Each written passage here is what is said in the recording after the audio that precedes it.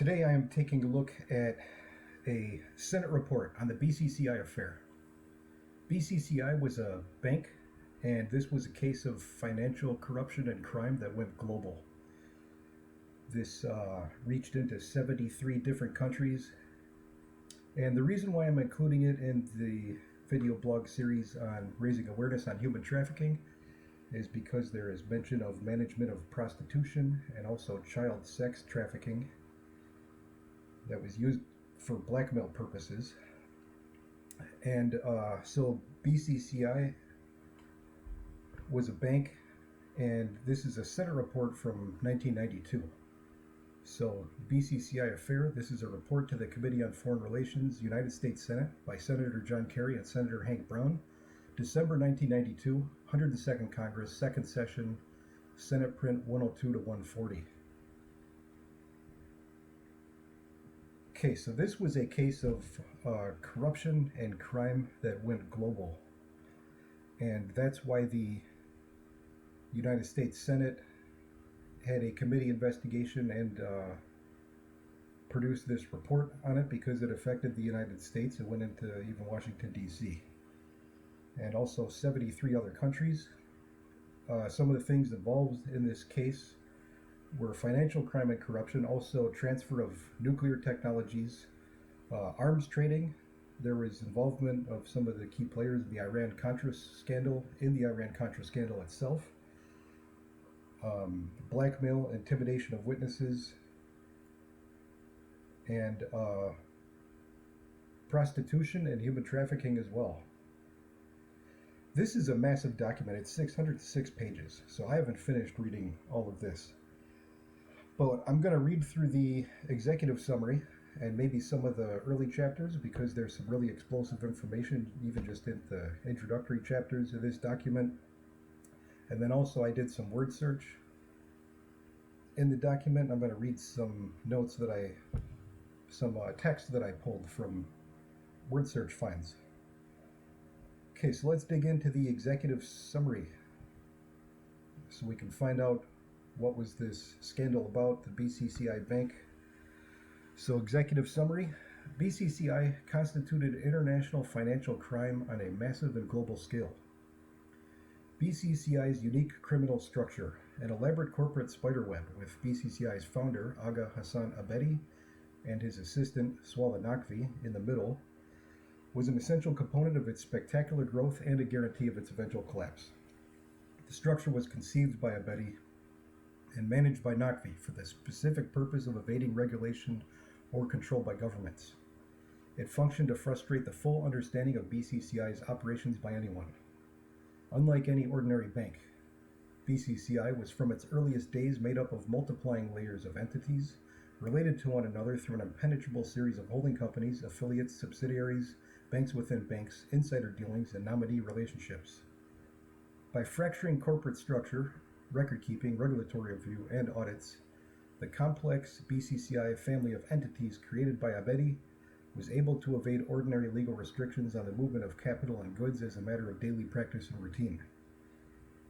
In creating BCCI as a vehicle fundamentally free of government control, Abedi developed in the bank an ideal mechanism for facilitating illicit activity by others, including such activity by officials of many of the governments whose laws the bank was breaking. BCCI's criminality included fraud by BCCI and BCCI customers involving billions of dollars, money laundering in Europe, Africa, Asia, and the Americas, the bank's bribery of officials in most of those locations, support of terrorism, arms trafficking, and the sale of nuclear technologies, management of prostitution, the commission and facilitation of income tax evasion, smuggling, and illegal immigration, illicit purchases of banks and real estate, and a panoply of financial crimes limited only by the imagination of its officers and customers. So this is a case of, if you haven't heard of the term ponerology, there was research projects.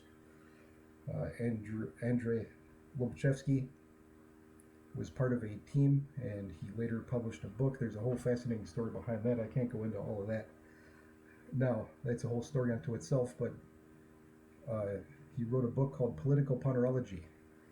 And political ponerology was a study that was done discussing how and why do people with severe pathological personality disorders so often ascend to the top of hierarchies. So what kind of psychology is at work when you have this type of phenomenon where people with very malignant personality disorders end up becoming heads of state or end up ascending to the top of hierarchies?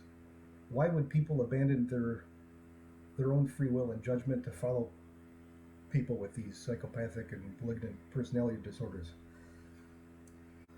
Among BCCI's principal mechanisms for committing crimes were its use of shell corporations and bank confidentiality and secrecy havens, layering of its corporate structure, its use of frontmen and nominees, guarantees and buyback arrangements, back-to-back financial documentation among BCCI-controlled entities, kickbacks and bribes, intimidation of witnesses, and the retention of well-placed insiders to discourage governmental action.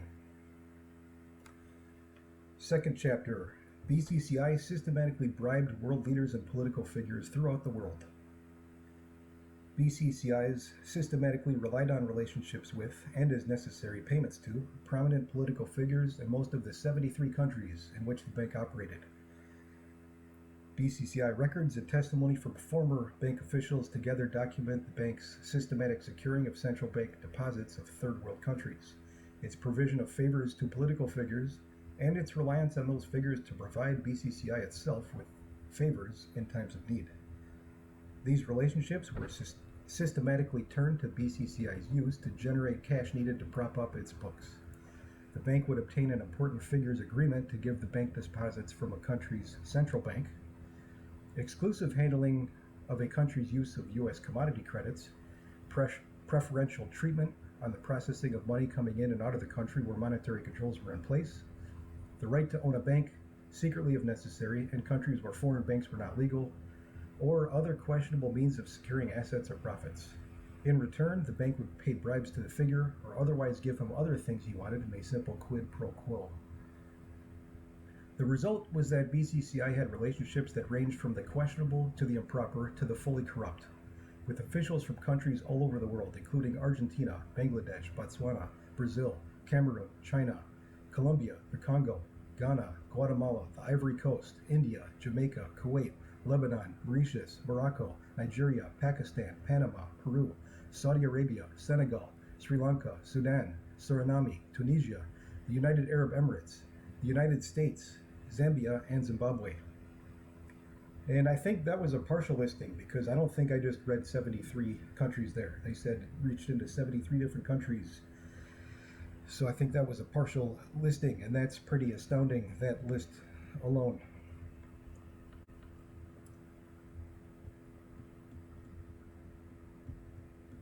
Okay, I'm going to discuss some of the text that I pulled from word search finds within the document.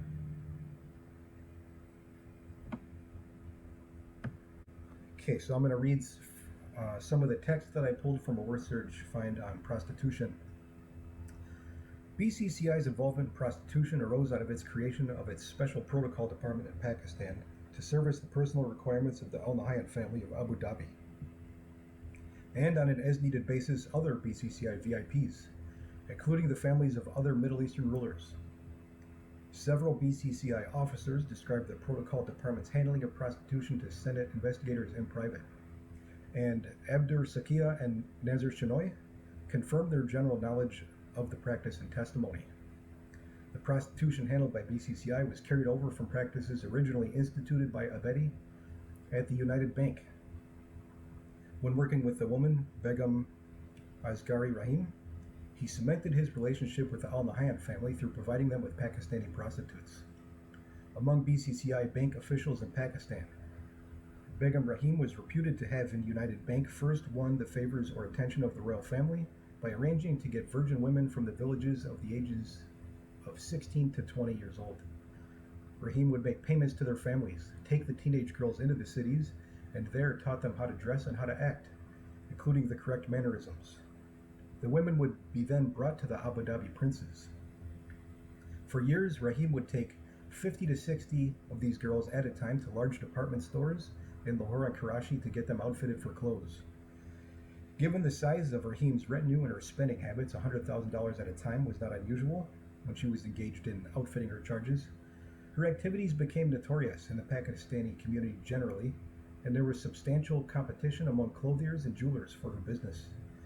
According to one U.S. investigator with substantial knowledge of BCCI activities, some BCCI officials have acknowledged that some of the females provided some members of the Al Nahyan family were young girls who had not yet reached puberty,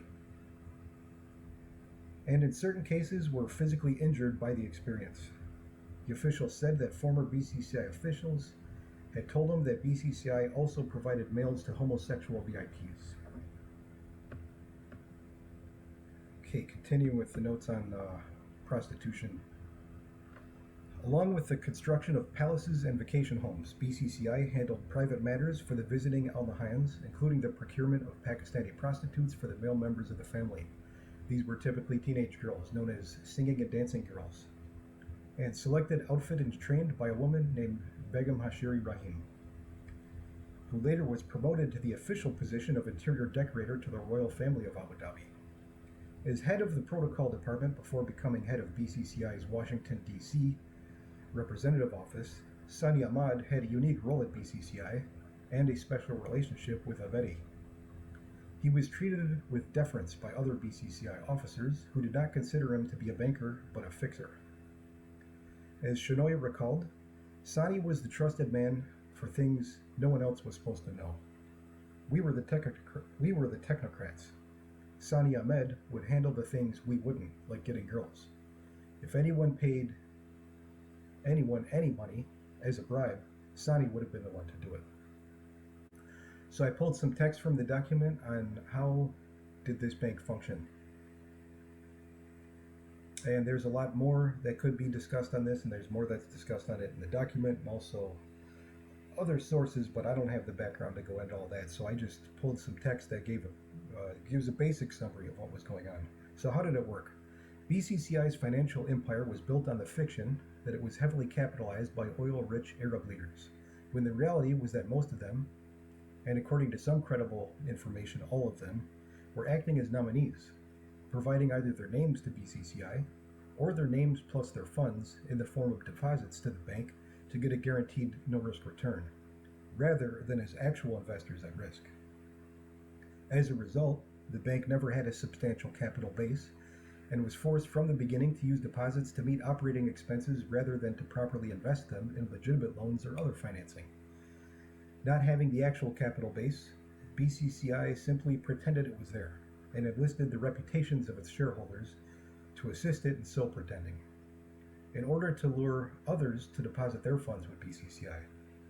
As BCCI officers have told the subcommittee, the bank in effect had to create retained capital out of operating profits through juggling its books because of the lack of real capitalization. Because of the lack of real profits as well, the supposed profits had to in turn be manufactured through juggling the books pertaining to deposits. These deposits in turn could only receive a good return on investment through the taking of funds from new deposits, requiring BCCI to grow at a frenzied pace in order to avoid collapse. So that's basically a long version of just saying it was a Ponzi scheme. It's a pyramid operation. Chapter 3. BCCI developed strategy to infiltrate the U.S. banking system, which it successfully implemented, despite regulatory barriers that were designed to keep it out. In 1977, BCCI developed a plan to infiltrate the U.S. market through secretly purchasing U.S. banks while opening branch offices of BCCI throughout the U.S. and eventually merging the institutions. BCCI had significant difficulties implementing this strategy due to regulatory barriers in the United States designed to ensure accountability. Despite these barriers, which delayed the bank's entry, the bank was ultimately successful in acquiring 4 banks, operating in 7 states and the District of Columbia, with no jurisdiction successfully preventing BCCI from infiltrating it. The techniques used by BCCI in the United States had been previously perfected by BCCI and were used in the bank's acquisitions of banks in a number of third world countries and in Europe. These included purchasing banks through nominees and arranging to have its activities shielded by prestigious lawyers, accountants, and public relations firms on the one hand, and politically well-connected agents on the other. These techniques were essential to the bank's success in the United States because without them, the bank would have been stopped by regulators from gaining any interest in any United States banking. As it was, regulatory suspicion towards BCCI required the bank to deceive regulators in collusion with nominees, including the heads of state of several foreign emirates, key political and intelligence figures from the Middle East, and entities controlled by the most important bank and banker in the Middle East. That's very interesting considering what we read earlier in the document, that this was a Ponzi scheme, a pyramid operation where they were using the nominees. So when they mention the nominees, remember these nominees are standing in to give the false impression that the capital is backed by at-risk donors, which was not the case. Equally important to BCCI's successful secret acquisitions of U.S. banks in the face of regulatory suspicion was its aggressive use of a series of prominent Americans, beginning with Burt Lance and continuing with former Defense Secretary Clark Clifford, former U.S. Senator Stuart Symington, well-connected former federal bank regulators, and former and current local, state, and federal legislators. Wittingly or not, these individuals provided essential assistance to the bank through lending their names and their reputations to BCCI at critical moments. Thus, it was not merely BCCI's deceptions that permitted it to infiltrate the United States and its banking system. Also essential were the bank's use of political influence peddling and the revolving door in Washington.